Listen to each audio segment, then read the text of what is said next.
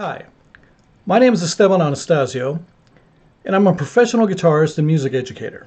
And I wanted to talk to you today about my simple philosophy on how to really focus in on the things that you need to be able to do to really achieve your short-term goals in your playing and ultimately your long-term dreams of being the kind of guitarist that you really want to be. It's a two-step process. It's really simple in a way, but I think a lot of people overlook it and kind of make it something that just seems really too simple to even pay a lot of attention to. So the idea is that we have step one, which is the application. And then step two are the skills. So for an example, the simple way to think about it is an application is simply the song that you want to play. And then the skills are all the skills needed to be able to play that song. So an example might be a song like Hot for Teacher by Van Halen. And if you know that song, you know that it's very technical with the guitar. It's very showy. So there's a lot of skills that we need to develop. And most certainly, even if we're just talking about the intro, that we would have to do a lot of two-hand finger tapping. Okay, and then work on arpeggios and understand how to play them individually and one string at a time.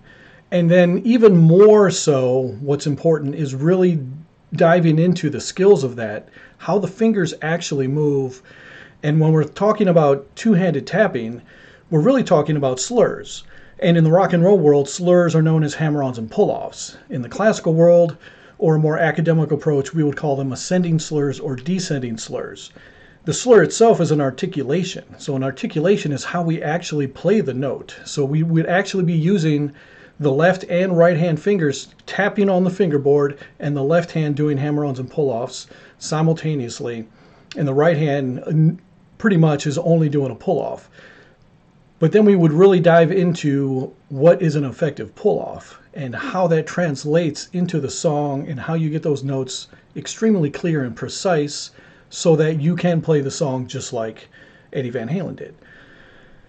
That's a small example. Another small example would be approaching scales or maybe playing sweep picking arpeggios.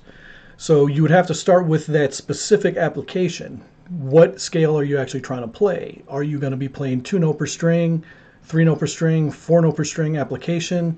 Do you even know what any of that means?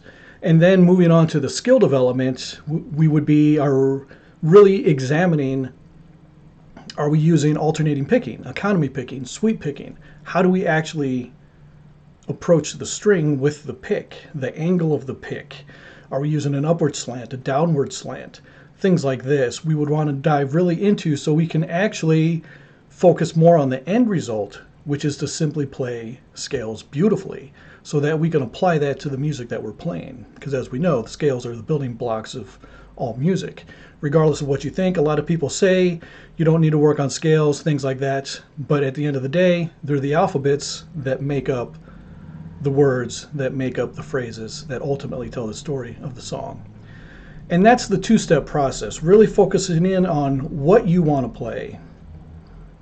And then the skill is more how you're actually going to play that and really dive deeply into that.